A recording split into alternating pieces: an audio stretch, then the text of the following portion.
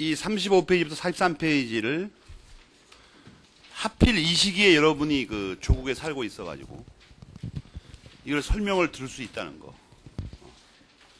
이것은 엄청난 행운입니다. 아무리 봐도. 여러분 좀 과장됐다고 생각합니까? 근데 이 동네 와서 5년 동안 강연하다 했는데 확실히 하는 게 하나 있는데 이 부분을 전혀 이해하지 못하고 있다는 거예요. 이 동네 사람 전체가. 옛날에는 이걸 다 이해하고 있었어. 저쪽 산골짜기에서. 근데 지금은 아예 이걸 이해 못하는 모양이다. 정확한 의미를. 먼저 알아야 되는 게 말이에요.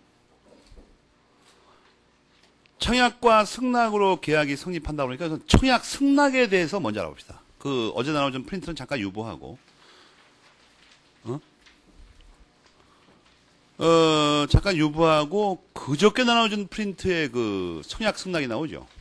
이제 그 부분을 배울 겁니다. 청약과 승낙에 대해서. 먼저 청약이 뭘까? 여러분이 35페이지를 보게 되면 청약은 이에 대응하는 승낙과 결합하여 일정한 계약을 성립시킬 것을 목적으로 하는 효과이사의 내용이 뭐죠? 일정한 계약의 성립입니다. 일방적, 확정적 의사표시. 이 중요한 말이 뭐냐면 확정적 의사표시라는 두 단어입니다. 확정적 의사표시. 첫째는 이게 의사표시여야 됩니다. 청약은. 청약은 의사표시예요. 절대로 법률행위가 아닙니다. 알겠어요? 이게 의사표시이기 때문에 뭐가 왕창 적용되죠? 의사표시 때문에 107조 이하가 다 적용됩니다. 알겠습니까? 의사표시니까. 그 다음에 확정적은 왜 갑자기 튀어나오냐, 이게 확정적. 그걸 보기 전에 잠깐 맨 밑에 괄호 1번을 보면 하나의 의사표시이다. 의사표시라는 말이 뭐죠? 법률 요건이 아니고 법률 사실이다. 이 말입니다. 35페이지 맨 밑에 줄에 35페이지 맨 밑에 줄에 의사표시이다. 그러니까 뭐예요 이게? 그 다음 페이지 보면 법률행위가 아니며 법률사실이다 이렇게 나오죠. 여기서 법률행위라는 거에다 빨간 줄 치고 법률행위는 다른 걸로 뭐라고도 하죠? 법률요건이라고. 응? 그러니까 청약은 결국 뭐예요? 첫째 줄 오른쪽에 계약이라는 법률요건이라는 계약이라는 법률행위라는 법률요건의 요소가 되는 법률사실인 의사표시다 이 말이죠. 배운 걸 총 집합하면 알겠습니까? 그 다음에 한 가지 조심할 건 청약은 당사자가 특정돼 있어야 되느냐 이런 얘기입니다. 특정돼 있어야 됩니다. 그렇지만 당사자가 특정돼 있긴 해야 되지만 그게 명시적으로 표시될 필요는 없어요. 익명, 가명 다 들어갑니다. 요 괄호 2번은 약간 문제가 됩니다. 뭐가 문제가 되냐면 뭐가 문제가 되냐면 40페이지 괄호 1번하고 대비해야 된다. 당사자의 특정 여부 비교해봐요. 비교해봐. 승낙은 특정될 필요가 없어요. 알겠습니까? 그러나 청약은 특정되어야만 합니다.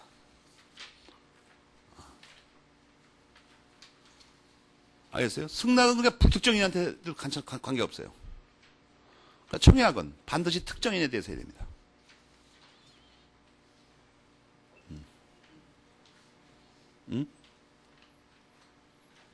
그러니까 당사자가 특정인이어야 한다 이렇게 돼 있죠. 당사자가.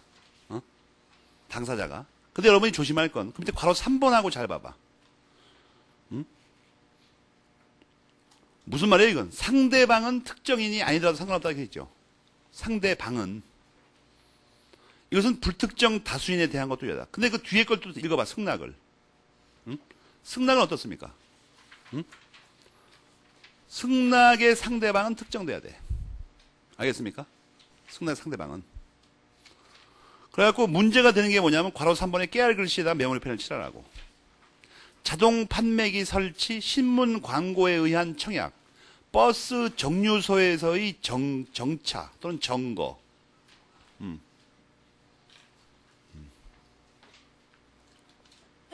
그럼 이게 종합하면 무슨 말이죠? 괄호 2번과 3번을 종합하면 무슨 말이에요, 이게 도대체가? 이 반대말 같이 보이지 않습니까? 대비해서 읽어보면.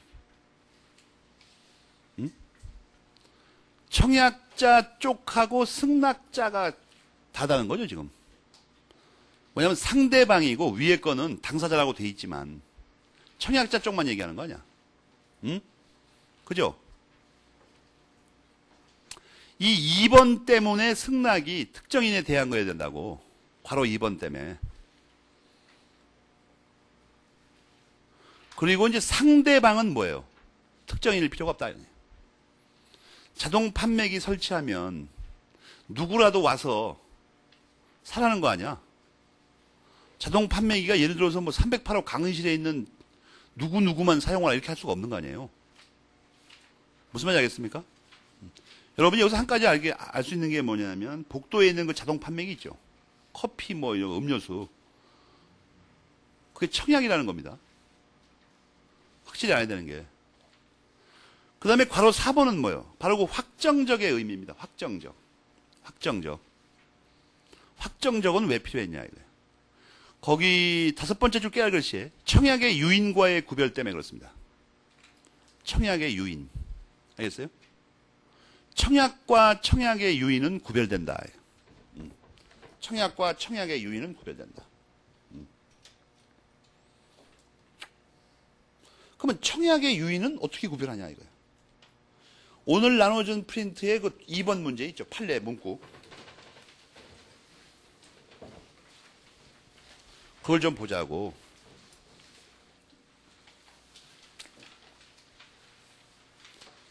거기를 보면은 그 밑에 거는 딴 판례인데 청약의 그 맨 밑에 판례를 보면 청약의 유인이 정확하게 뭐라고 써 있습니까 거기? 응? 계약 체결의 준비 교섭행위 이렇게 돼 있죠. 계약 체결의 준비 교섭행위. 알겠습니까? 교과서에서는 어떻게 표현하고 있죠? 어차피 이 판례가 곽일지 선생님 책에서 뺏긴 거니까 곽일지 선생님 책에 그런 말이 나올 거 아니야. 계약 체결의 준비행위라는 말 보입니까? 계약 체결의 준비행위. 그러니까 이건 뭐냐면 이 청약에 두 가지 핵심 표지가 있습니다. 청약이 뭘까?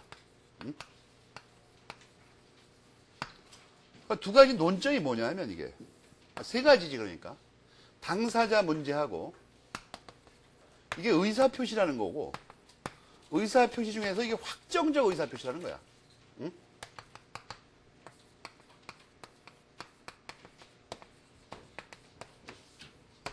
이거는 당사자 두 사람이죠. 청약이 원래 승낙을 목표로 하니까 청약자와 승낙자가 문제가 될 거 아니야. 응?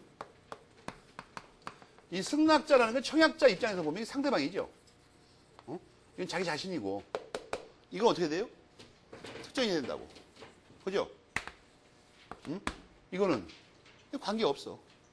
이건 외워도 되지만 자동 판매기를 생각해보면 안다고. 버스가 정류장에 쓸 때 아무나 타라는 거죠. 버스가 너만 타라, 학생만 타라 이렇게 할 수 없는 거 아니야. 그러니까 이것은 불특정 다수 상관없다니까. 알겠습니까? 이쪽 거는 이게 청약자가 이렇게 되면은 승낙자가 상대할 사람이 청약자죠. 나중에. 그잖아요. 그쪽은 특정돼야 돼. 이쪽이 특정되니까. 무슨 말인지 알겠습니까? 의사 표시니까가 뭐예요? 이것은 법률 요건이 아니고 법률 사실이다 이거야. 응?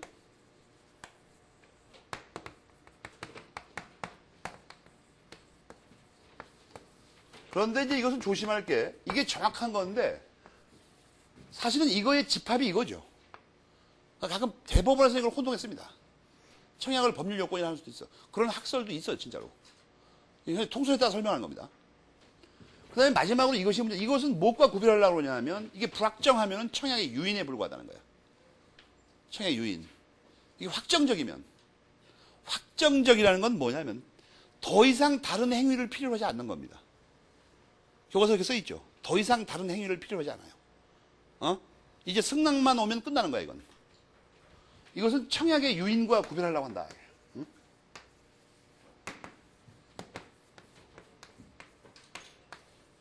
유인이라는 거는 인비타치오라고 하면 꼬시기, 이거 말하는 꼬시기. 청약하러 꼬시는 거야, 이거.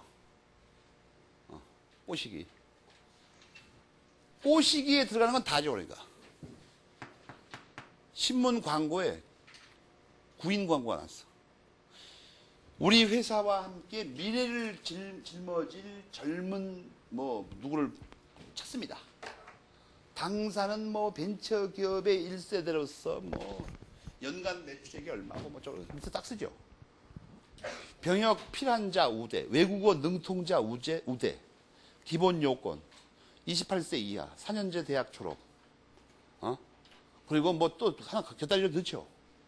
미래에 대한 비전이 꽉 찬 자. 그죠?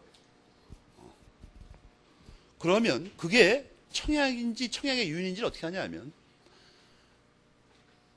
어떤 젊은 졸업생이 승낙만 하면 취직이 된다면 그건 청약입니다.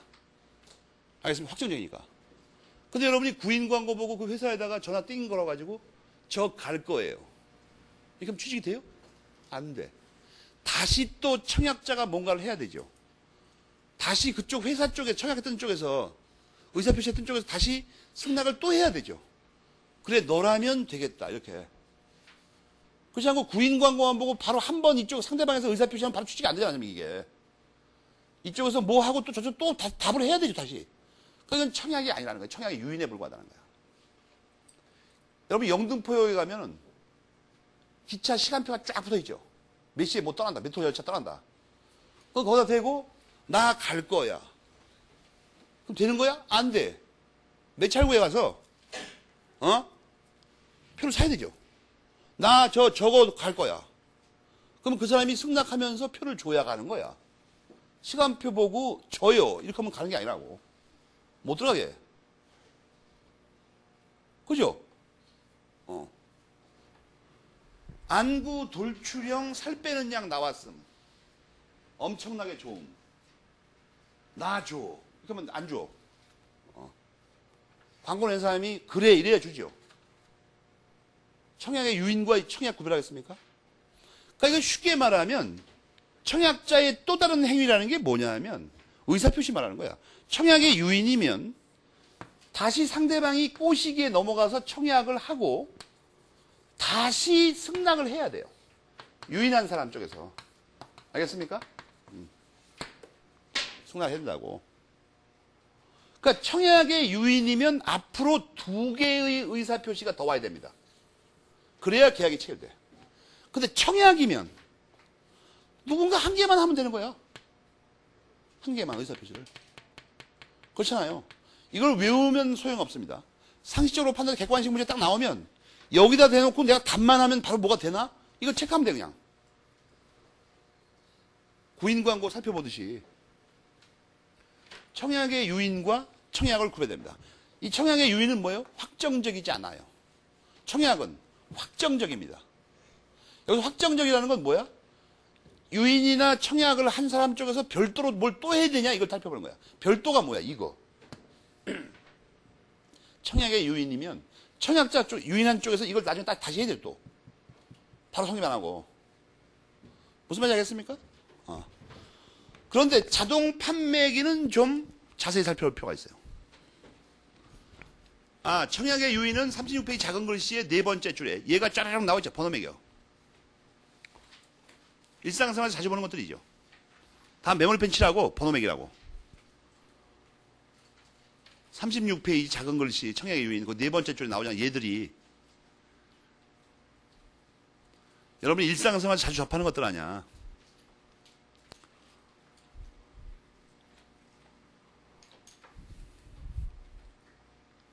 구인 광고, 물품 판매 광고, 화장품 광고 많이 나오죠. 상품 목록 배부, 정찰부 상품의 진열, 기차 선박 등의 시간표 게시. 알겠습니까? 그건 청약의 꼬시기야. 청약의 유인. 그런 걸 외우지 말고 그걸 하나씩 보면서 평소에 이걸 외우지 말고 여기다가 대놓고 내가 의사표시하면 바로 되나? 그걸 생각해 보라고. 안 되잖아 전부 이게. 37페이지에 자동 판매기와 셀프 서비스 점포. 이게 문제가 돼요, 이게.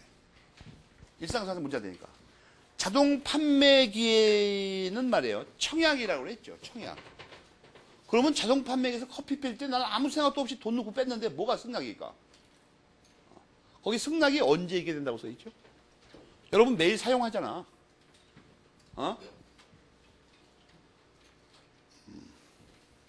자동 판매기를 많이 사용해 줘. 민법을 심도 있게 공부하기 위해서. 부수적으로 모두 얻어. 선생을 목마르지 않게 한다. 언제가 승낙이에요? 돈을 넣고 선택을 끝냈을 때.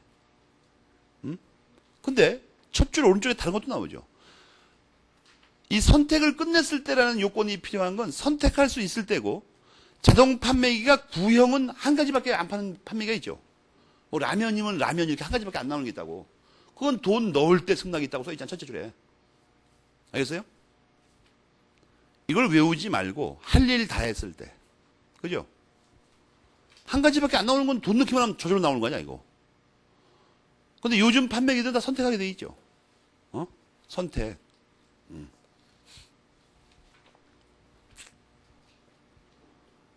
임영호 선생이 무지하게 음식을 가리지 않고 잘 먹는데 나는 예를 들어서 아프리카에 잡혀가면 사람고기도 먹을 사람이야. 식인종 마을에 들어가면 유별나게 안 먹는 게 두 가지 있습니다. 키위를 안 먹는다고. 아주 싫어해 난 그거. 아주 싫어한다니까 키위. 우리 국산 그 다래 같은 건 엄청 잘 먹는데 나 한 바퀴도 먹어야 난 그거 앉은 자리에서 그냥. 국산 다래 먹어봤습니까? 요즘 다래가 귀한데 산을 다 망가뜨려나가고 아직도 오지에 들어가면 다래 많이 나와요. 여러분 그런 걸 한번 먹어봐. 그런 거 먹으면 말이야 외제 과일을 안 먹어. 이 나라가 이상한 나라입니다. 다래가 나 어릴 때 무지하게 많았었어요. 고향이 서울인데도 시골에 있는 아저씨들이 다래를 박스로 보내 사과 상자 하나 다 먹어. 밥도 안 먹어. 나는 그거만 먹어 해서 하루 종일 밑동안. 다래 잘 익은 걸 한번 먹어보라고 시골 가서. 다래를 먹어보지 못한 젊은이. 좀 비극적인 인생입니다. 내가 볼 때. 다래가 키위 같은 거하고는 비교가 안 돼요.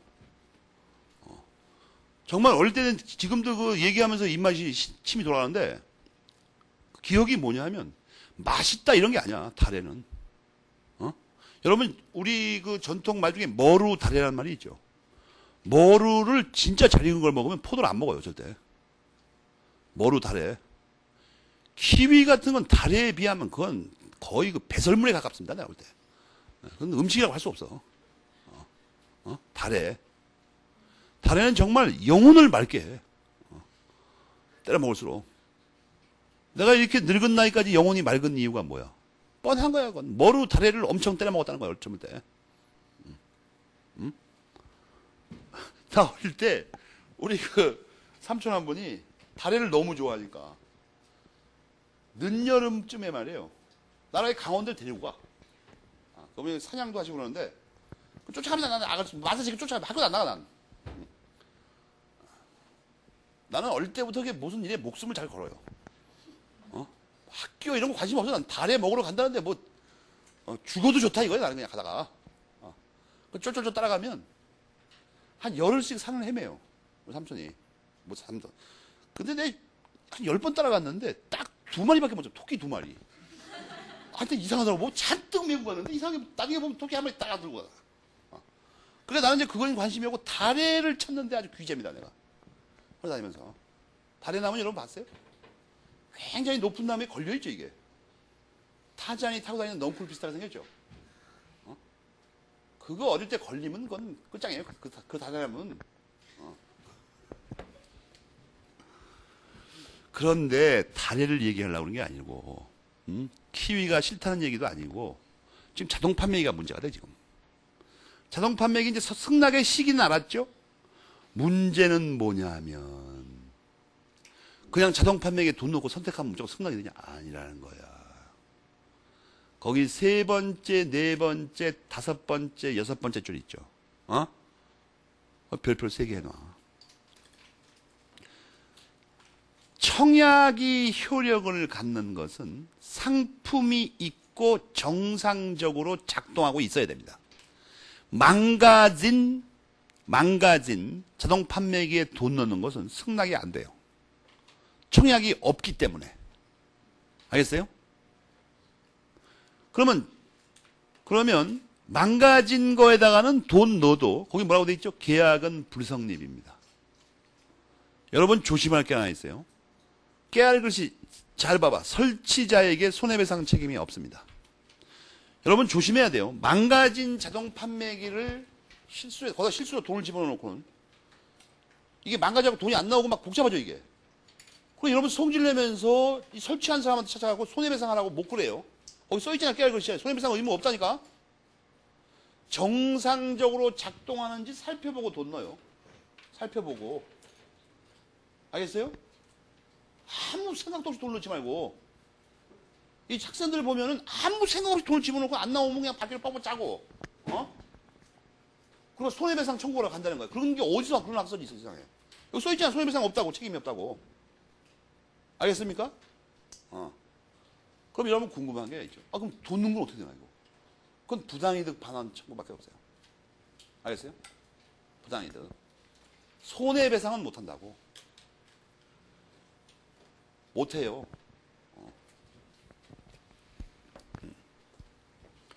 그리고 뭐 해야 돼요? 부당이득 반환 청구를 해야 된다. 설치자에게. 그러니까 자동 판매기가 청약이 되는 건 두 가지 요건을 갖춘 됩니다. 뭐예요? 정상적으로 작동하고 물건이 있어야 됩니다. 그 안에. 그러니까 요즘 나오는 자동 판매기에 품절이라는 게 표시가 되게 돼 있죠. 품절. 알겠습니까? 그 다음에 슈퍼마켓에서 물건 살 때는 뭐가 문제가 되냐면 셀프 서비스 슈퍼마켓 말하는 겁니다. 아줌마가 친절하게 상담하는 슈퍼마켓 말고 그냥 카운터밖에 없는 슈퍼마켓이 유행이죠. LG마트, 하이마트 다 그렇잖아 지금. 바구니 들고 다니면서 때려 넣죠 거기다가. 그럼 카운터 와서 계산만 하잖아. 그럼 이건 언제 승낙이 있냐는 거야. 언제. 언제라고 써있어 거기. 언제라고. 독일의 다수설은 손님이 계산대 카운터에서 상품을 제시하는 때입니다. 승낙이 있어요. 그러면 청약은 언제 있는 거야? 진열한 때. 셀프 서비스 상점에서는 진열한 때. 알겠습니까?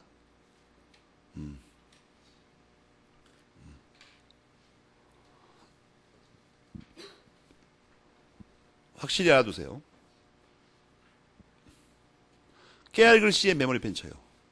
이 승낙 시기가 왜 중요하냐면 일단 승낙해버리면 계약이 성립해버립니다. 그러니까 상품을 제시하기 전까지는 그냥 갖다 놓을 수도 있어요. 그럼 어떻게 돼? 계약은 불성립한다. 알겠죠? 이건 왜 이렇게 해석하는 거죠? 바구니에 넣을 때라고 안 그러고 바구니에 넣고 계산대에 갖고 올 때까지라고 하는 이유가 뭐예요? 선택의 기회를 주려고 그러는 거죠. 불성립시키게. 왜냐하면 바구니에 이게 왜 이렇게 해석하냐면 보통이 물건 잔뜩 여러분은 이제 어릴 때부터 그걸 봤으니까 놀라지 않겠지만 우리 같은 사람들은 셀프 서비스 슈퍼마켓에 갔는데 끌고 다니다가 막 산더미처럼 멋있는 물건이 쌓여있지 않습니까? 그냥 충동 구매를 해가지고 막 집어넣어요 바구니에다가. 그러고는 들고 가다가 후회를 해요. 이상한데 이거 너무 많은데 이거. 왜냐면 와 없이 자라가지고 물건 쌓인 것만 보면 그냥 갑자기 이성을 상실하는 거야 이거. 쟁여는 너 그냥 나중에 생각 안 하고. 이게 그래도 카운터에 갈 때까지 깨닫는 사람은 다양한 사람이야 이거. 공부한 사람이야 이거. 어떤 사람은 집에 가서 후회를 합니다 이거. 이걸 왜 사왔던가. 우리 세대는 그렇다니까. 우리 밑에 세대는 그런 거 잘 안 속아 넘어가. 물건 자체로는 안 속아 넘어가. 그러니까 어떻게 합니까? 경품을 걸어 또. 또는 뭘 합니까? 서비스를 주죠. 2만 원 이상 냄비 하나 특별 증정. 그 사람이 그 순간 이성이 마비돼요. 냄비는 그 3,000원짜리밖에 안 되는데 2만 원 이상 사면 그 엄청 사야 되죠, 물건. 슈퍼마켓에서 뭐 파는 게 뻔한 거 아니야. 그거 냄비 살려고 산 사람이 있어, 정말로. 채워서. 특히 이게 어느 부분에서 말썽이 일어납니까? 만 한 5,000원치 산 사람이 갈등이 일으키죠, 이제. 이거 5,000원치 더 사고 냄비 하나 얻어 갈까 말까, 이거. 예를 들어서 30만 원치 사면 냄비 준다 그러면 15,000원치 산 사람 갈등 안 하죠. 아, 냄비 살려고 30만 원치 사? 미치지 않다며? 그런데 이 액수 아주 까리하단 말이야, 이거. 보통 그렇게 잡죠, 딱 액수를. 냄비보다 더 좋은 거. 예를 들어서 뭐 전기밥솥을 그냥 준다. 전기밥솥 10만원짜리면 10만원 전후에서 갈등 일으킬 만한 데서 이제 이게 말썽이 일어나요. 우리나라 사람이 그리고 그냥 준다 그러면 갑자기 판단력이 흐려져. 갑자기 이상하게. 그거 병입니다, 병. 내가 이 민법을 신도기 이후에서 충동 구매를 다양하게 한번 실습을 해봤어. 이거 어떻게 하면 사람이, 마음이 어떻게 변하나, 내 마음이. 자본주의라는 것은 이게 당초 이 사기술이에요, 거의. 사기술이라고. 그러니까 벌써 그 사람 딱 보면 압니다. 슈퍼마켓 사람 딱 보면, 하는 짓 보면. 저게 집안 망할 여자인가 아닌가. 그걸 딱 보면 안다니까. 정신을 잃는 사람이 있어. 거기 그런 데만 가면 완전히 그 막 계산대에서 딱 보면 압니다. 보니까 이 계산대에서 야물딱지게 눈빛이 반짝반짝 하면서 딱 계산 정확하게 하는 사람이 있는가 하면 정신없이 산 들고 나타나가지고 올 때 취해서 온 거야. 그래갖고 계산대 와갖고 돈 생각을 안 하고 산 거야, 이걸. 그래갖고 그냥 정신이 없는 거야. 막 지갑 꺼내서 앞뒤 살펴보고 막 카드 꺼내고 발광을 해, 거기서. 그걸 또 말리기 위해서 각 슈퍼, 대형 슈퍼는 전부 카드를 발행하죠. 그래 막 꼬시는 거야. 막 미친 듯이 살아, 이런 얘기죠. 미친 듯이 살아. 뭐 신용카드 없으면 우리 카드라도 써라, 막 이런 거예요. 그러니까 사람이 미쳐간다니까, 전부. 모든 하이마트를 때려부셔야 됩니다. 예전으로 돌아가야 돼요. 구멍가게. 신기하지 않습니까? 구멍가게라는 건 뭐예요? 동네 어떤 중요한 역할을 하죠. 구멍가게 아저씨는 그 동네에서 빠삭합니다. 한마디로 얘기해서. 누구 집 아줌마 뭐 게을러 터진다. 뭐 누구는 뭐 월남치마를 들고 입는다.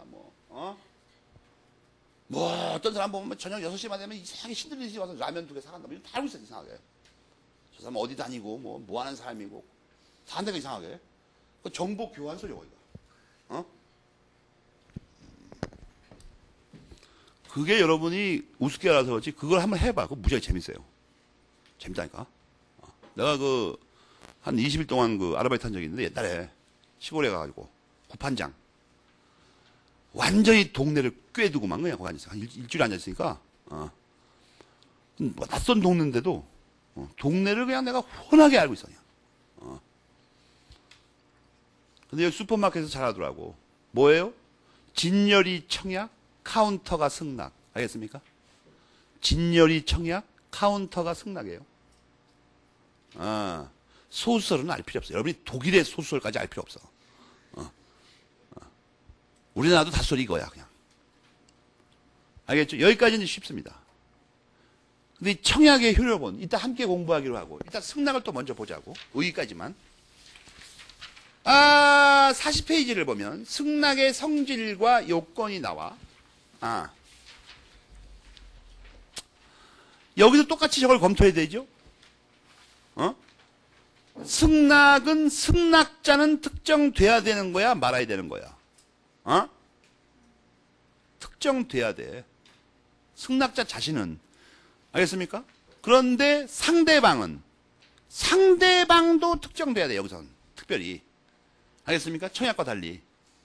그죠? 거기 뭐라고 돼 있었죠? 특정의 청약자에 대하여 청약의 상대방이. 알겠습니까? 그 다음에 가로 2번은 뭐야? 당연히 합치해야 되지. 그야 말할 필요 없지. 그죠? 그 다음에 말이에요. 조심할 게 뭐냐 하면, 괄호 2번에 두 번째 문단이 있죠. 거기를 붉은 걸로 박스 쳐.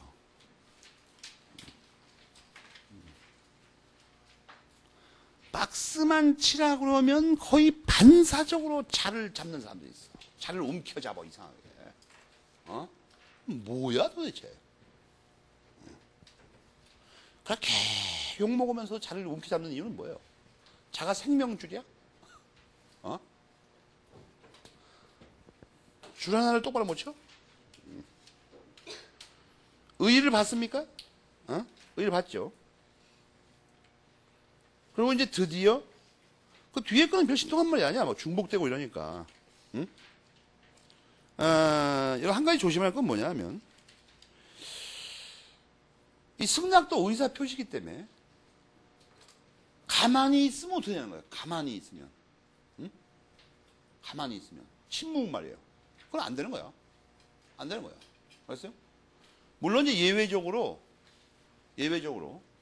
관습상 또는 해석상 그게 인정되는 수가 있어요. 예를 들어서 단골 아저씨 있죠. 단골 고시생. 슈퍼에 단골 고시생이 있는데 이 학생은 아줌마 우유 하나 갖고 와요. 그 아줌마 가만히 있어도 지금 만들 돈 내고 갖고 와. 근데 오래전부터 그랬으면 그건 승낙으로 인정이 되는 경우죠. 침묵도. 아줌마 가만히 있어도. 아줌마가 왜 가만히 있는가? 뻔히 저 갖고 갈 거니까. 말 안 해도 귀찮으니까. 살다 보면 우리가 말하기 귀찮을 때가 있죠. 뻔한 얘기. 응? 그런 경우 말고는 침묵한다. 그거까지 알고 이제 드디어 나머지 있죠. 청약과 승낙의 효력 발생 시기를 우리가 공부를 한다고. 그 시계열표를 꺼내가지고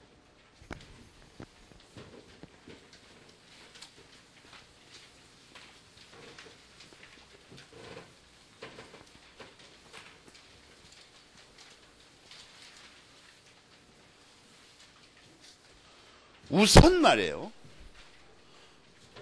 청약과 승낙의 합치로 돼야 되니까 우선 처음에 있기는 있어야 돼. 합치는 됐다고 치고. 근데 중요한 건 뭐냐면 청약이나 승낙은 의사표시고 계약은 법률행위죠. 여러분이 여기서 확실히 기억해야 되는 건 뭐냐 하면 의사표시의 성립과 효력 발생, 법률행위인 계약의 성립과 효력 발생은 전혀 다른 거라는 거야, 이게.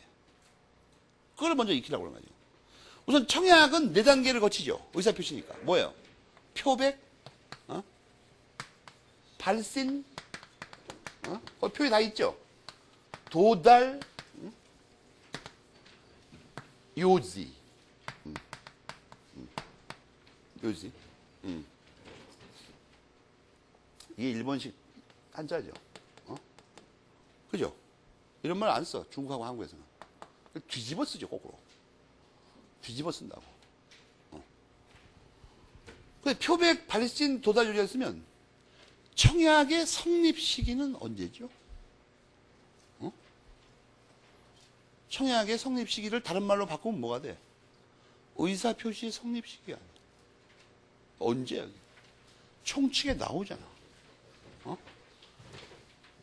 표백시 아니야, 표백시. 청약이 의사표시라고 했잖아. 의사표시 성립이 표백시 아니야. 이것의 효력 발생 시기는 언제죠? 112조에 있잖아. 도달시야. 도달시. 성립하고, 성립은 이때인데, 효력 발생은 이때부터 효력 발생이에요. 효력을 발생하면 잠깐 눈 깜짝할 사이에 효력이 확 발생했다가 없어지는 게 아니죠. 그렇잖아. 효력이 발생했으면 효력이 소멸하는 시기가 있을 거 아니야. 언젠가. 영구히 가면 이상하잖아, 이거. 이 효력이 소멸하는 시기는 언제라고 528구조에 써 있죠? 528, 29조에서 청약은 언제까지 효력을 갖는다고 써 있어요. 언제까지. 응? 정한 기간 또는 상당한 기간이죠. 정했으면 정한 기간, 안 정했으면 상당한 기간이라고 써 있잖아. 법조문에 써 있잖아. 어제 나눠준 표에도 써 있죠. 맨 오른쪽에. 정한 기간 또는 상당 기간. 알겠어요? 그 두 줄의 문장에다가 각각 해당하는 법조문을 써. 어느 조문이 정한 기간이고 어느 조문이 상당한 기간인지 명확하게 알아야 되잖아. 528구조에서 못 찾습니까?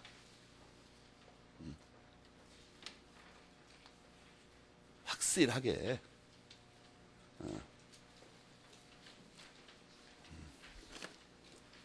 그래서 정한 기간, 상당한 기간.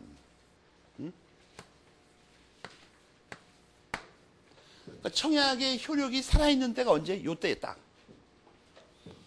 청약의 효력이 살아있다고. 알겠어요? 청약의 효력이 살아있는 게 요때라니까? 이거를 청약의 효력 존속기간이라고 합니다.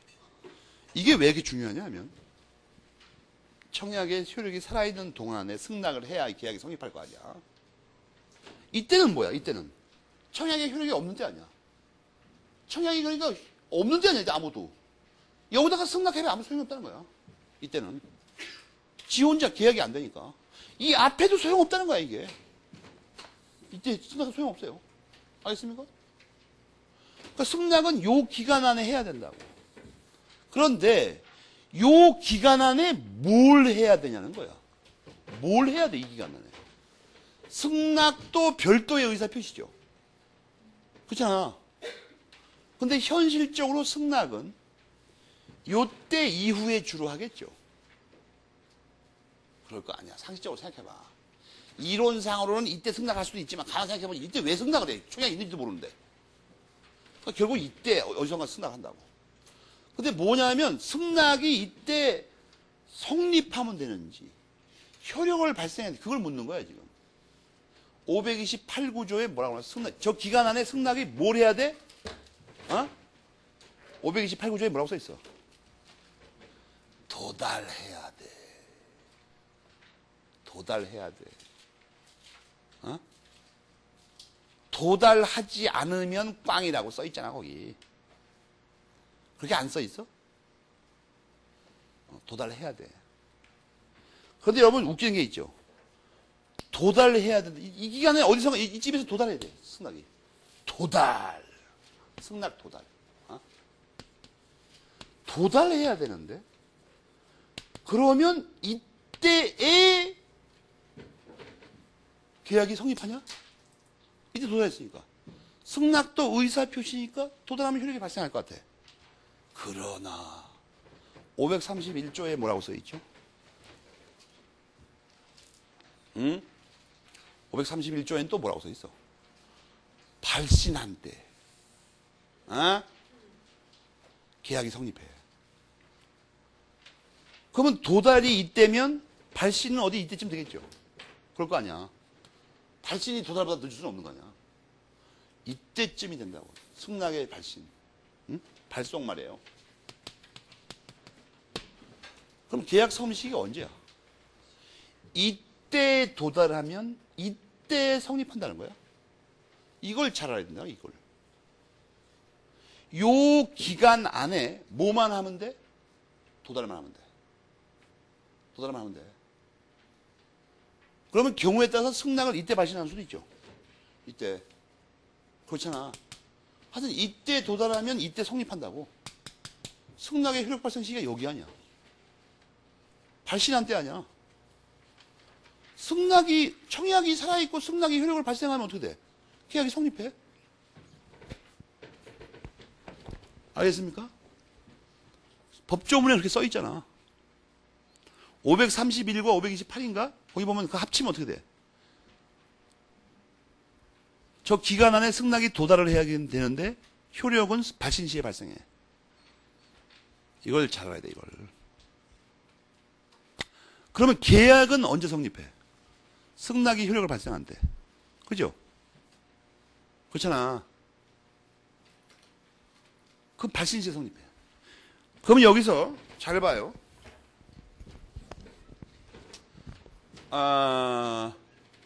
청약의 성립 시기는 언제야?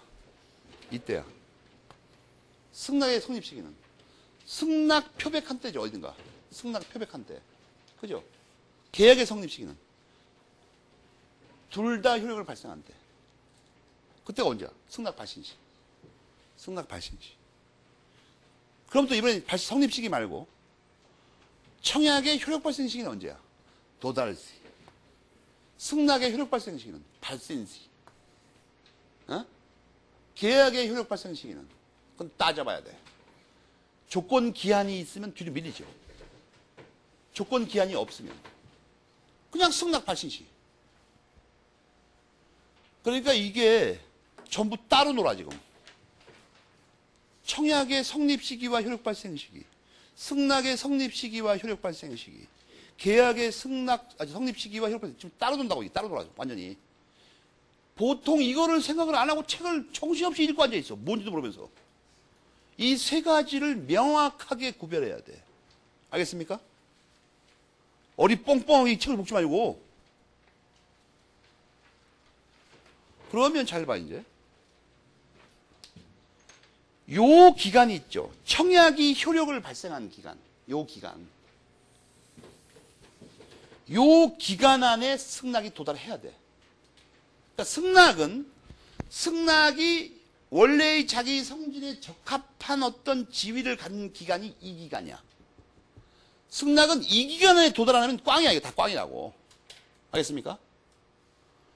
승낙이 도달하면 제대로 효력을 발생할 수 있는 그 기간을 승낙 적격이라고 그래. 승낙 적격. 또 이건 청약이 효력을 갖고 있는 기간이죠.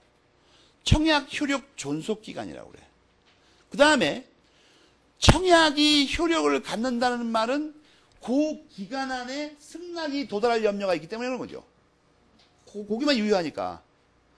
그러니까 이 기간 안에 만약에 청약을 마음대로 처리할 수 있다면 청약을 믿고 승낙하려던 사람 갑자기 놀래죠. 경기 들려.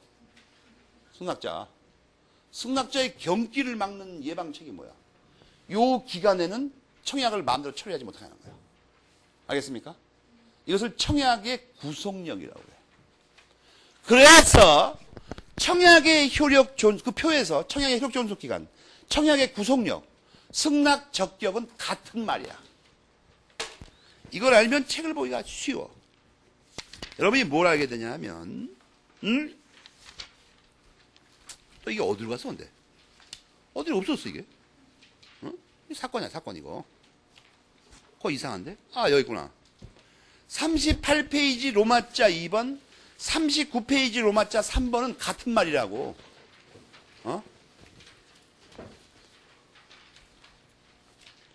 38페이지 로마자 2번하고 39페이지 로마자 3번을 연결해가지고 이 꼴이라고 써놔. 어떻게 연결을 알아서 해가지고. 같은 말이라고.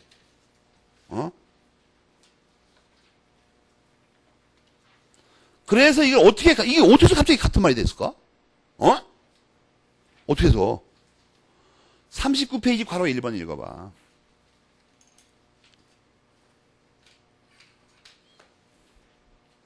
붉은 걸로 박스 치고. 39페이지 괄호 1번. 그걸 정밀하게 읽어보면 이 세 말이 전부 같은 말이라는 거죠. 그 나눠준 표에 있는 세 줄 문장이 있죠. 그게 같은 말이 전부.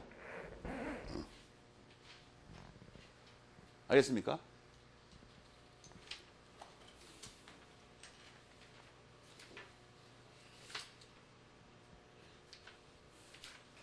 어떤 사람이 날 보고 그래?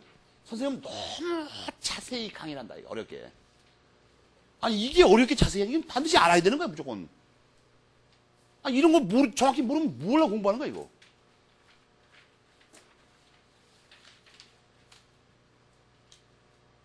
이게 지금 여러분 몰라도 되는 내용입니까? 이걸 모르면 문제를 어떻게 풀어 도대체?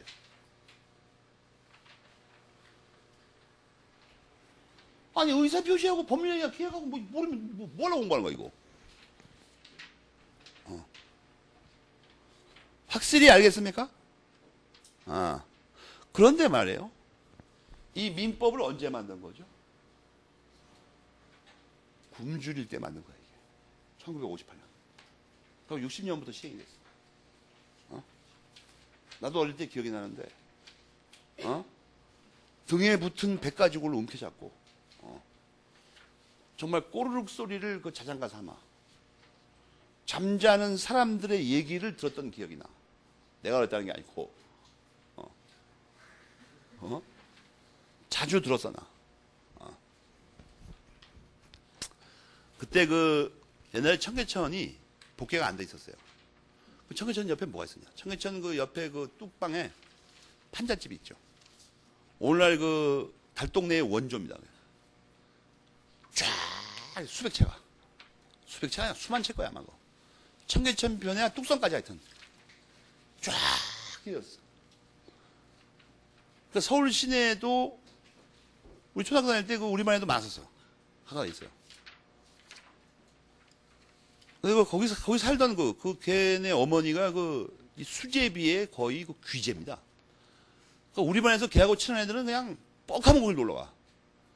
그러니까 이게 참 인생이란 묘한 거야. 그 집이 어려우니까 뚝방촌에 그 판잣집을 짓고 사는데, 이게 또 수제비를 너무 잘 만드셔가지고, 아들 친구들이 날마다 떼거리러 오는 거야, 이거. 가뜩이나 먹을 게 모자 죽겠네, 지금. 근데 아들 친구가 왔는데 이걸 먹을 게 없으니까 돌아가라, 이렇게 말할 수가 없죠. 그러니까 우리는 또 철이 없고, 우리는 뭐 어른들이 먹고 사니까 힘들다, 뭐 이런 관계가 없으니까 별로 그냥 놀러 가는 거예요, 친구 집이니까 그냥. 거기 가면 뭐 재밌는 일이 많잖아요. 밑에 청계천이 그때 맑았어요. 우리 빨개 먹고 수영하고 그랬다고. 그러지 뭐 그것도 있지 뭐 조금 있다가 그 친구 어머니가 수제비 끓여주지 맛있는 거. 허구한 날 놀러 가는 거야 거기. 거덜을 내고 오는 거야 거덜을. 야 근데 수백 번을 갔는데 한 번도 찡그리시는 걸 못 봤어요. 응? 그 집 아들 말이에요. 그 친구가 지금 미국의 유명한 회사에 두 개를 갖고 있는 사장입니다. 여러분은 그걸 못 봤어요. 여러분 연령이 그걸 볼 때가 아닌데. 나중에 그 신문에 뭐가 나왔냐면, 청계천 뚝방 판잣집 아들, 서울대 이공계 수석, 이렇게 나왔어요. 입학할 때. 그래갖고 걔네 집이 얼마나 웃기는 사건이 발생했냐면, 어려운 사정하에서 막 공부 열심히 했다고 그러니까, 경력금이 답지하죠. 돈 많은 사람들이 뭐 훌륭하다고 돈 주잖아요. 그 돈만으로 집을 샀어요. 그 정도다니까? 귀재입니다, 그게. 그 방면으로. 근데, 나중에 무슨 일이 생겼냐면, 걔가 결혼할 때. 그 여자를 3번이나 물리치고 4번째 고른 거예요. 왜냐면, 걔네 어머니가 수제비를 끓여보라고 합니다. 수제비. 그럼 아들 보고 먹어보라고 그래요. 그럼 아들 표정 딱 보면 알죠, 어머니가. 벌써 이게 뭐 맞다리 없이 얼굴 표정이 보이면 그걸 끝이에요. 그걸 끝이라고. 더 이상 얘기할 것도 없어. 4번째 아가씨는 우리가 같이 먹어봤는데 하도 빠꾸를 놓는다고 그래갖고 갔는데 사람이 벌써 다르더라고. 상당히 떨릴 텐데도 부엌에 갑자기 앉아있다 말고 옷을 소매를 벗더니 용감불상하게 걸어가는 거야. 그래서 야 당돌하다 저. 좀 드세겠는데? 이걸 생각하고. 근데 그게 아니에요 보니까. 무슨 텔레비 화면 보는 거더라고. 이게 뭐라고 하냐면 마치 한 10년 훈련한 사람 같아. 그냥 뭐라고 하냐면 착착착착 진행됩니다 일이. 밀가루 반죽하는 것부터 보니까 뭐 이게 기계 같아 거의 그냥. 그리고 우리가 걔네 어머니하고 전부 앉아서 감탄을 하고 왔지, 감탄을. 와, 저런 사람이 있구나. 조금 이따 사람 소리하고 왔는데, 한참 기다리니까 막. 그날 이후 내가 평생에 못 먹어봤어요. 그 맛있는 수제비를. 걔네 어머니보다 더 잘해요, 정말. 물론 이제 어떤 좀 맛이 떨어져서 정겨움이라든지, 우리들이 어릴 때 철없을 때 믿고 먹었던 그런 건 없지만, 맛만 얘기하자면 천하제일입니다, 보니까. 근데 나중에 탈로 왔는데 수제비만 잘해요.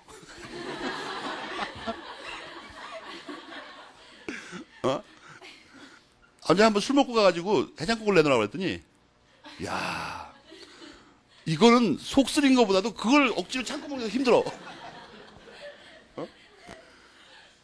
아니, 그래갖고 죽을 뻔했어요, 힘들어갖고. 한 숟갈을 넣으면 이게 넘어가질 않아, 이상하게.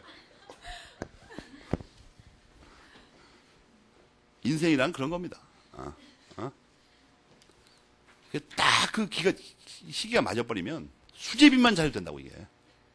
사실 김치로 했으면 거의 불가능한데 그 일이 꼬이려니까 그 앞에 세 사람이 그 아저씨를 도와준 거예요, 그러니까 오히려. 그런데 지금 그 얘기가 중요한 게 아니고 이 세 가지가 같은 거라고. 무슨 얘기다 그 얘기지? 이 세 가지가 같은 거야, 하여튼. 알겠습니까? 거의 읽으니까 이해가 되죠? 이거 쉬운 거야. 아, 근데 그 얘기가 아니었구나, 참. 배고프던 시절이었다는 얘기야. 어? 그러니까 민법을 배고프던 시절에 만들었다는 게 어쨌다는 거냐는 거야, 지금. 어쨌다느냐. 이 먹을 게 없으면 말이에요. 말하는 것도 힘들어, 이거. 여러분, 그러죠?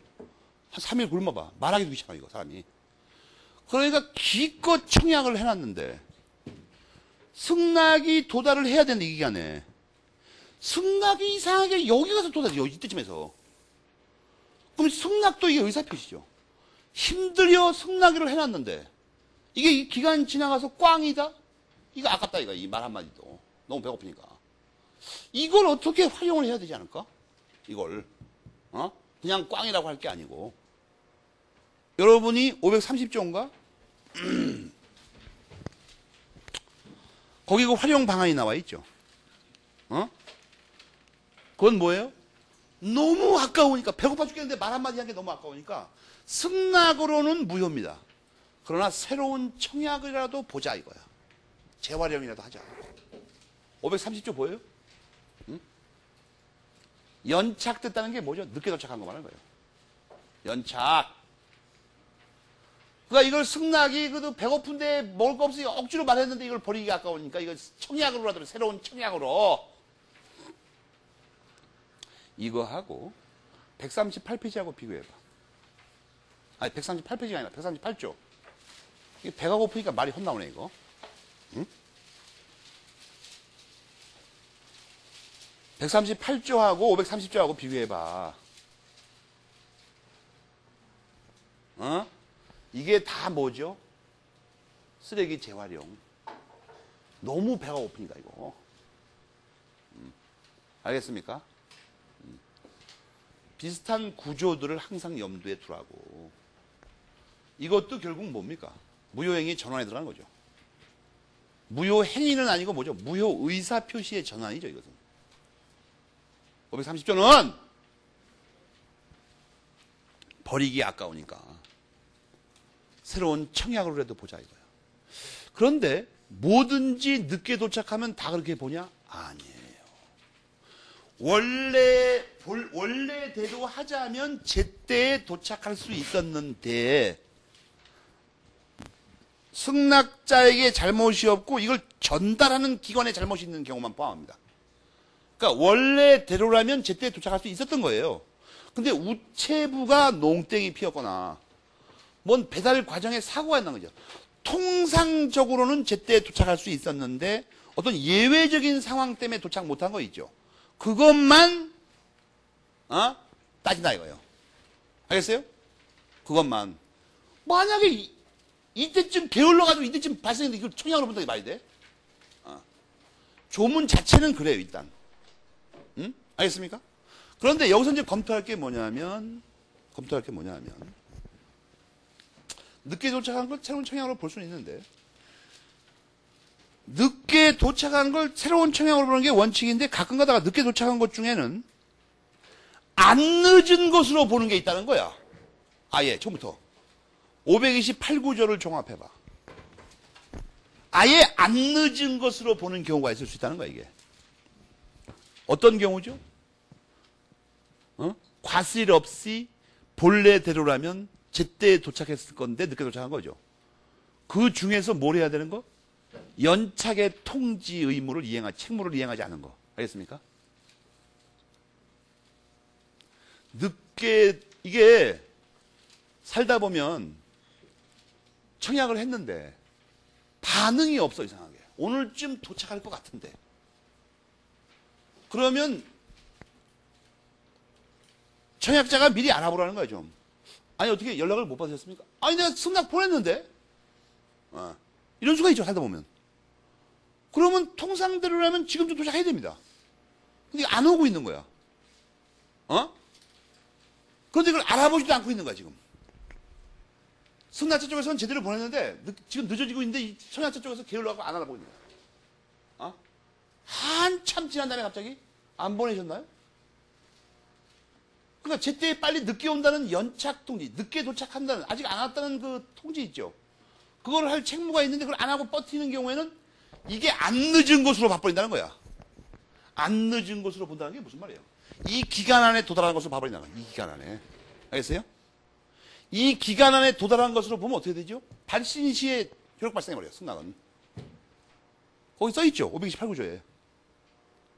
연착 통지 의무를 이행하지 않으면 아예 안 늦은 것으로 돼버린다고. 알겠습니까? 조문 해석을 찾아봐. 조문에서 좀. 과연 그렇게 써있을까? 과연 그게? 어?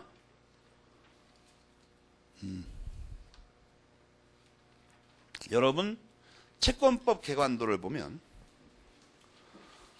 채권법 개관도에 뭐가 나오죠? 맨 밑에 책무에 하나가 그거라고 써있죠.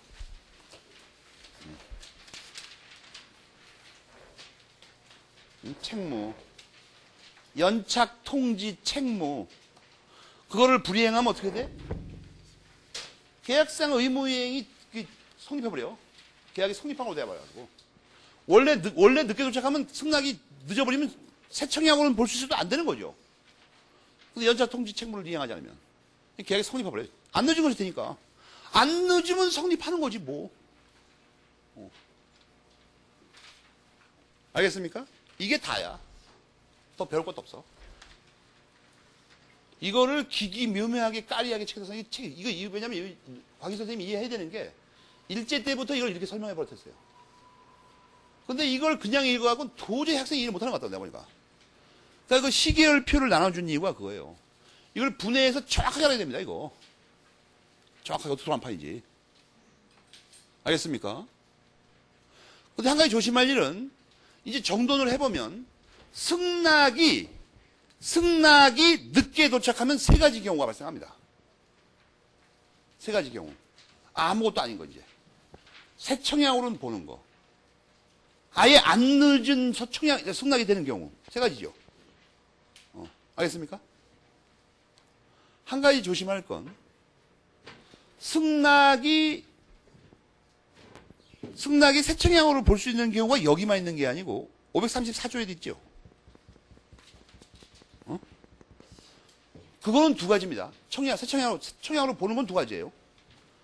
그 중에 한 가지가 이거고, 물론. 그래갖고 이 527조부터 534조까지 만만한 규정이 아닙니다, 이게. 더럽게 복잡한 규정이에요, 이 법조문이. 이걸 명료하게 알고 있어야 되지. 이게 계약법 총칙으로서 가장 중요한 부분이죠. 그럼 이제 이걸 다 배웠으니까 이제 마지막으로 527조를 설명할 수 있게 됐습니다.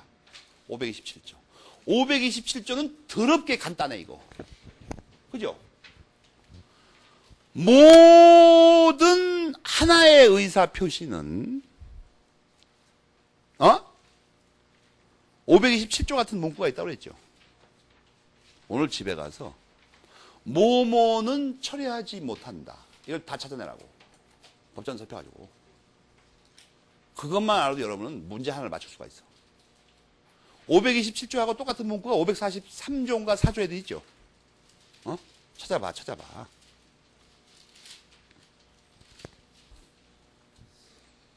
해제도 하나의 의사표시를 하는 거죠. 옛날에 또 배운 게 또 있지. 처리하지 못한다. 뭐든지 까먹는다, 이게 뭐든지. 하나의 의사표시되는 건 다 나온다고.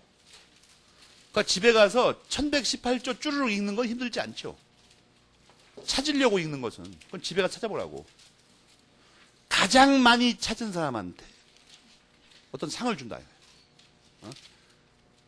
전설적인 체계도를 한 장 주겠다, 이거예요. 알겠습니까? 여러분은 전혀 알 수가 없을 텐데. 지금 그래도 중견 법조인이 된 사람들은 내가 민법 가르치는 건 모르고 체계도를 그린 사람이라는 걸 다 알고 있어, 보니까. 지난번에도 그 여자 판사 하나가 인사를 왔더라고. 선생님의 체계도를 공부했다. 체계도 몇 장 갖고 있냐고 했더니 32장 다 갖고 있다고 하더라고. 전 과목에 걸친 체계도를 그렸어, 내가. 한장화에 성공했었습니다, 옛날에. 한장화. 근데 그 사람을 내가 고맙게 생각했어. 왜냐하면 내가 그랬는데 내가 안 갖고 있는 체계도가 있어. 근데 갖고 있다고 하더라고. 그래서 거기 몇 장을 내가 갖고 있으니까 돌 갖고 오라고 그랬지. 이야, 근데 사람들이 이상해. 필요가 없는데도 어렵다는 거야. 그래서 뭐가 어렵냐고 했더니, 그 기념으로 보관하고 있는데 갖고 가시면 안 줄 것 같아서 이거. 곤란하다고 하더라고. 틀림없이 돌려줄 테니까. 난 세상에 내가 그린 걸 가지고 사정할 줄은 난 몰랐어요.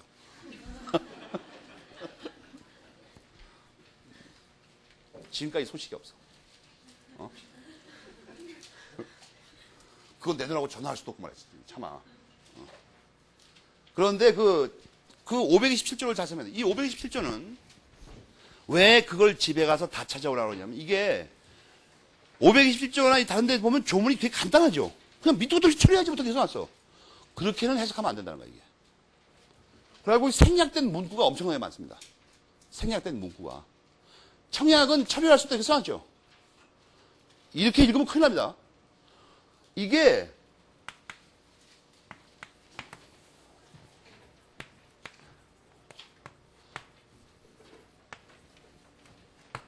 간단한 문장이 아니라고. 처리할 수 없다. 간단한 게 아니에요.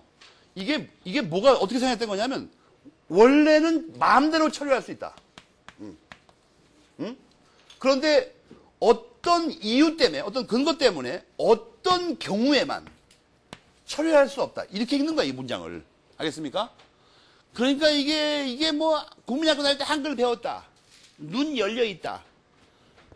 소리 내면 읽는다. 그거 안 되는 거야, 이거. 527조는 문헌상으로는 맨 마지막 문장만 써 있다고. 앞에 세 가지가 생략돼 있어요. 원래는 마음대로 처리할 수 있는 거였다. 근데 어떤 이유 때문에 어떤 경우에만 처리하지 못한다. 이렇게 읽는다고. 요거 있죠. 어떤 경우는 요거예요. 요 때에만 처리 못합니다. 일단 요 때에만. 알겠습니까? 그럼 어떤 이유 때문에 이거 말고 경우의 수가 여기 들어야 돼. 경우의 수. 어떠한 경우에는 원래대로 해놓은 수죠. 그래서는 그게 어디 나오냐면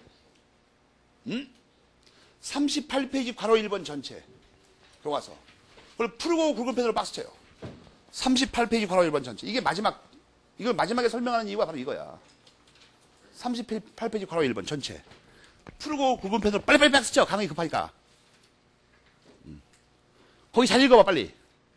원래는 어떻게 돼? 마음대로 처리할 수 있어. 왜?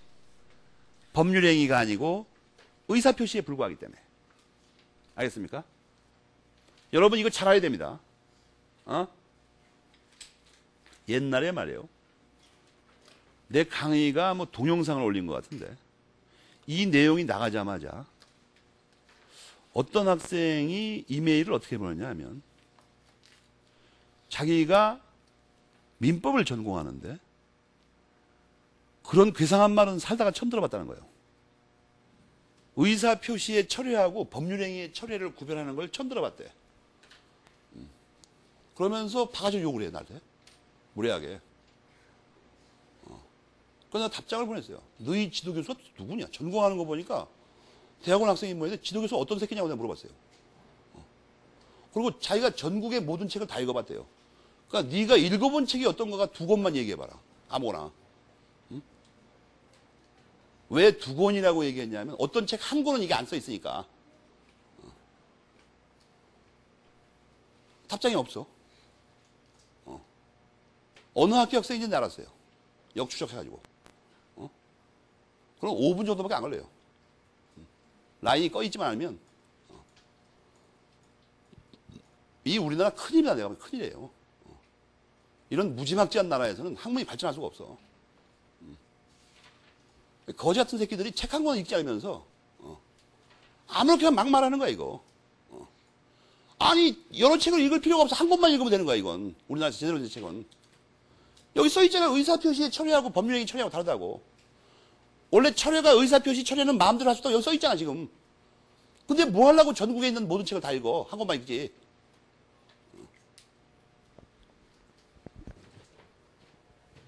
근데 그 다음부터 이제 그런 일이 없대 이상하게. 한번 책을 읽었는지 계속 그랬으면 좋겠는데. 청약은 뭐 때문에 자유로이 처리할 수 있다고요? 법률행위가 아니므로. 거기 써있잖아. 이걸 뒤집어 해석하면 어떻게 되죠? 법률행위는 마음대로 처리 못해요. 원래. 알겠습니까? 청약은 의사표시니까 마음대로 처리할 수 있다는 뜻이에요. 지금 이게.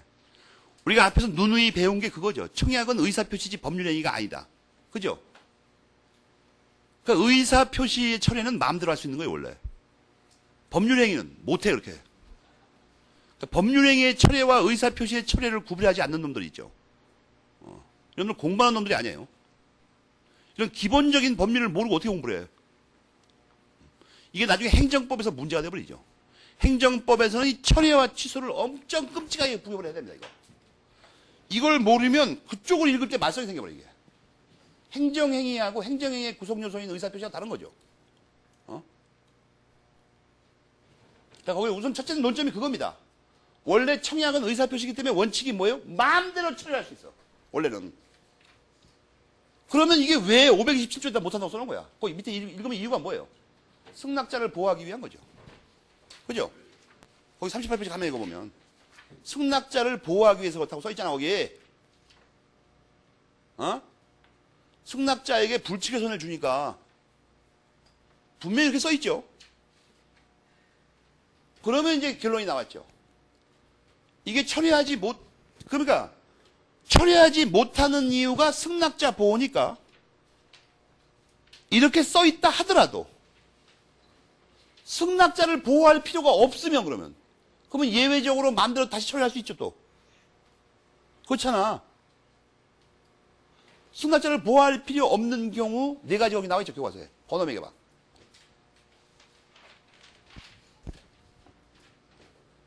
승낙자를 보호할 필요 없는 경우. 나와있잖아. 순서대로. 거기에 한 가지만 빠졌습니다. 쿨링 오프 피어리어드라고. 한 가지만. 그거는 또 자료에 벌써 나가있죠. 그건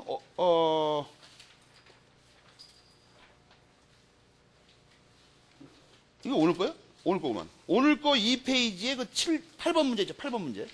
아이 참, 이게 어디야? 9번 문제야, 9번 문제. 오늘 거 2페이지 9번 문제. 응? 알겠습니까?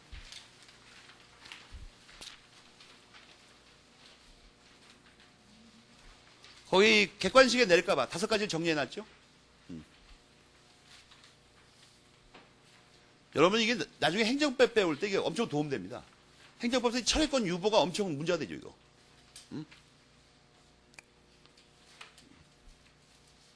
다 체크해가지고,